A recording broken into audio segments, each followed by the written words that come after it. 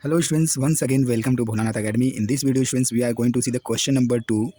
A pure liquid has vapor pressure 5.2 into 10 raised to 4 Pascal. Now it is given in terms of Pascal students, mind well. The pure liquid is given students. So for the understanding of yours, I am drawing this diagram students. So pure liquid is there students. The vapor pressure is given. So suppose liquid is given students. So vapor pressure we are going to represent with P0. Understanding? Vapor pressure of this liquid is what? P0. Now it is given 5.2 into 10 is to 4 Pascal at 298 Kelvin. Okay, students, when a solute is dissolved, solute is there, students. When solute is dissolved, when you are going to dissolve the solute, students, this is the solute, students, I have taken. How much amount of solute that we are going to represent here? It is given mole fraction. That is in terms of X2, it is given 0.02. Understanding, students? So this is the solvent, students. We are going to represent P0. A solute is dissolved. Understanding mole fraction, it is given 0.02 in the solution. Understanding the mole fraction, it is 0.02 in solution. Understanding when solute is dissolved, students, it is forming the solutions. Understanding, students, it will form the P solution. So at the time here, students, mole fraction, how much it is given? 0.02 in the solution. Find the vapor pressure of solution. What will be the vapor pressure of solution? What happens, students, here if you dissolve, vapor pressure P0 is given 5.2 into 10 is to 4. So here, students, P0, that is vapor pressure of pure liquid, is given 5.2 into 10 raised to 4 Pascal. Okay, students. Now a solute is dissolved.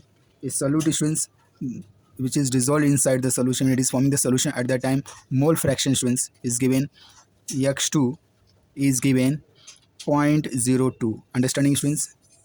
0.0. Find the vapor pressure of solution. What will be the vapor pressure of solution? Understanding, students? So for the vapor pressure of solution, students, so students, once it is given mole fraction X2, so how you are going to calculate X1, students? Since students, you know X1 plus X2 is nothing but 1. So X2 will be what, students? X1 will be 1 minus X2. X2 is given how much, students? X2 is given 1 minus 0.02. 0.02. Understanding, students, when you subtract, students, how much it is coming? 0.01 minus 0.0. If you subtract, students, suppose you can keep as it is. So this is the X1. Understanding, students?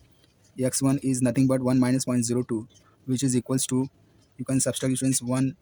If you subtract 0.02, it will come how much, students? So it is 10 minus 2, it will be 8. Here it will be how much, students? 9. And here it will be 0. Okay, students, so it is coming 0.98. Understanding, students? This is the mole fraction of the first component, that is the solvent. Understands? Now you know the mole fraction of the second component, that is solute, and mole fraction of first component 0.9. Now you students, you have to find the vapor pressure of the solution. Now students, here we are going to find the vapor pressure. For that, students, we have to remember the formula. You students, you know relative vapor pressure, that is relative vapor pressure is nothing but P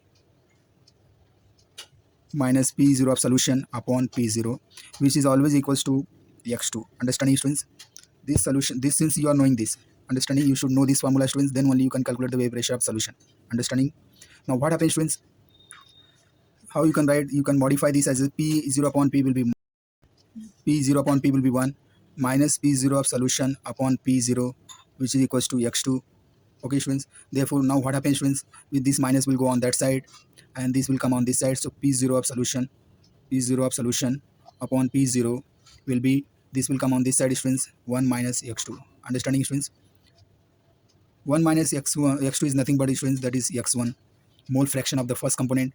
Now this is the vapor pressure of solution upon vapor pressure, pure vapor pressure. Now what happens, students? We want to find vapor pressure of solutions, which is nothing but mole fraction of the first component, that is pure component, into the vapor pressure of pure component. Now once you know, students, this is the formula.